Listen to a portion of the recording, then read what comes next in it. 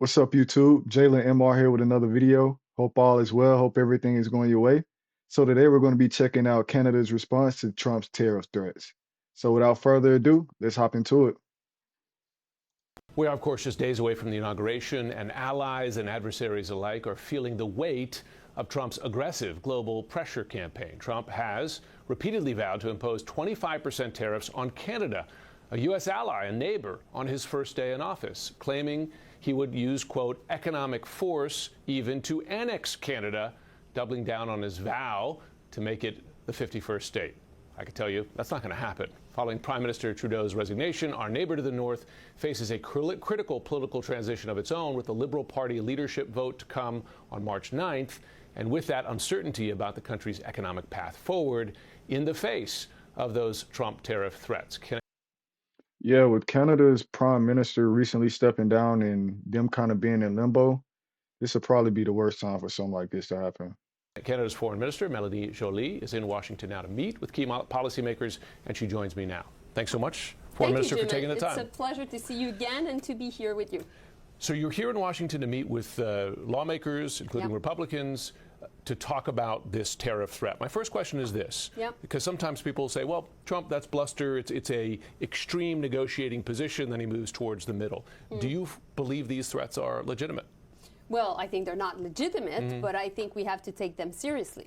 Canada's the best friend to the United States. We're the biggest trading partner. We're a really good ally, and we want to engage. We want this to be a win-win.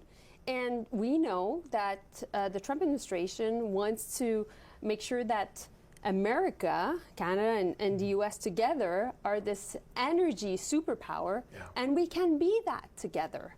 But at the same time, we need to make sure that things are straight, that we know exactly what to expect.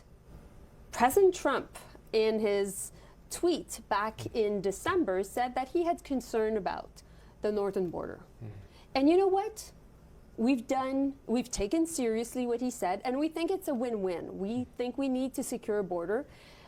Americans, and you guys have a fentanyl crisis, we do too, and we need to save lives together. So we came up with this really strong border plan, Jim. $1 billion worth of support, and it means more boots on the ground. It means also more drones, Black Hawk helicopters, technology, cameras.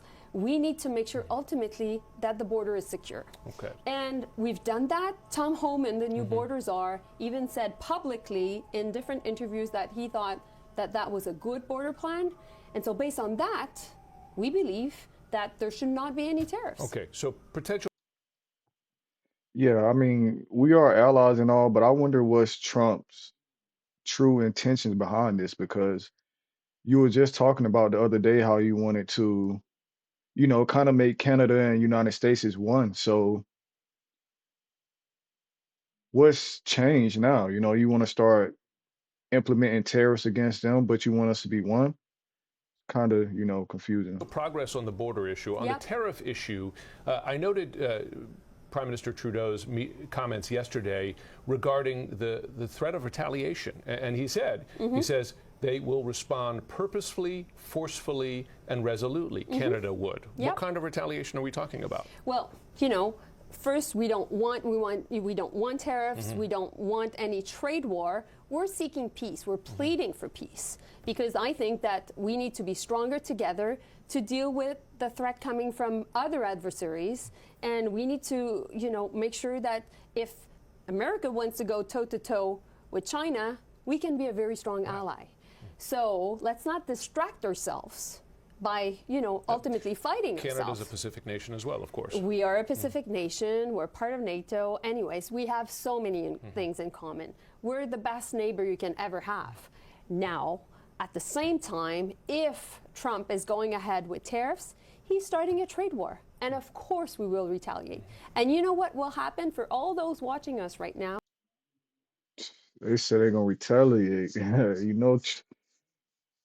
Big Trump he don't like when people, retaliate against what he has going on. So let's see how it plays out. This will be a Trump tariff tax on Americans. because this will have an impact on jobs in many, many states. 35 states have Canada as the main export market.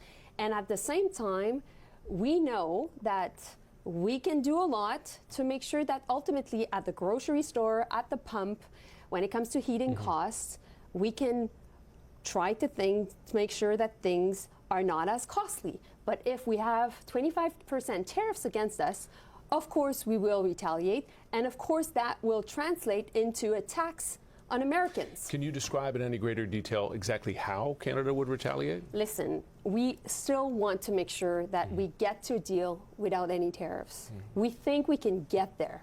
We have the USMCA, which was, according to President Trump himself, the best deal ever signed by the American administration. We believe it was a win-win. We believe that we're able to create jobs together. And we know that we have to continue to fight inflation. At the same time, we will continue to make sure that we fight back if there's a threat, and everything is on the table. Incoming President Trump will often talk about the trade deficit that the U.S. has with Canada. A big portion of that is the U.S. buys a lot of oil from Canada, and you will hear from Canadian officials that they say. Yeah, I was just thinking that besides like oil and things like that, what do we really like trade with Canada? Like what kind of resources do they really offer, you know?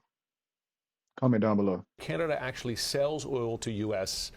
at a discount. We heard that from former Prime Minister Stephen Harper recently. Can you explain how exactly? Well, because we know that a lot of the refineries in Texas depend on Canadian oil. If it's not Canadian oil, it's Venezuela. So if it's not Canadian potash, it is actually from Russia. If it's not our uranium for our nuclear, for your nuclear, centers and that are.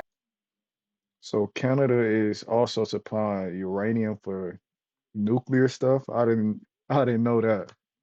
That's crazy. Are providing home heating. It's Russia. So we can make sure that ultimately we do more together. That's why I was referring to an energy powerhouse. But if there is indeed a $40 billion more of a trade surplus, it's because Americans are buying much more of our energy. And indeed, we're selling it at a discount. If you get rid of energy, if you look at only goods, actually the Americans, so the US has a trade surplus of $50 billion with Canada. So I really think that when we don't want a trade war, it's a lose-lose situation.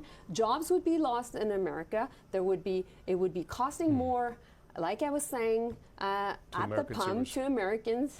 And at a time where ultimately what Trump has been saying, what President-elect Trump has been saying, is he wants to make sure that lives are more affordable here in your wonderful country. And we can help you to do that. And listen, he ran on inflation effectively. I want to ask you, before we go, about Trump's repeated proposal, if you want to call it that Canada become the 51st state. Now, I know that's not going to happen. I've lived in Canada myself, and I know that polls show that the vast majority of Canadians have no interest in that. But let me.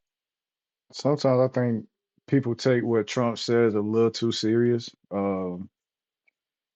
He's a troll, of course, so I don't think he really actually meant that because it would take a lot, and a lot of people are against it. So I'm sure he wouldn't really try to put too much behind trying to make that happen.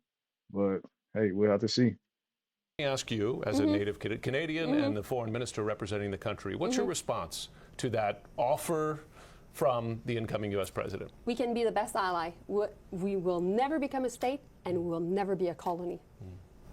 That's a straightforward answer. Indeed. You're not playing. Minister Jolie, Foreign Minister Jolie. Oh, I do want to ask you before we go, because you were for a time considered a possibility to take over the leadership of the Liberal Party, which would have put you on the path to being Prime Minister. You took your name out of the running. Can you tell us why? Well, I think that right now Canadians are facing an existential threat. You know, when it comes to tariffs from President-elect Trump. Sorry. I had to ask myself two questions. The first one, can I be the first woman leading the Liberal Party of Canada and therefore become Prime Minister? I said yes. But can I leave my responsibilities of being the foreign minister at a crucial time in our relationship between the US and Canada? No. And I can't do both. So I decided to choose my country first, and that's exactly why I'm in Washington, and I'm talking to you, and I'm talking to Americans watching us. Well, I imagine you'll be quite busy.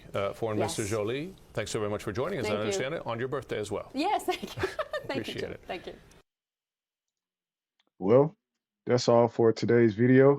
In my opinion, America used to run strictly off tariffs and not taxes how they do now, but obviously things have kind of flip-flopped. So for us to be, inducing those tariffs on one of our biggest allies, I don't know how to feel about that.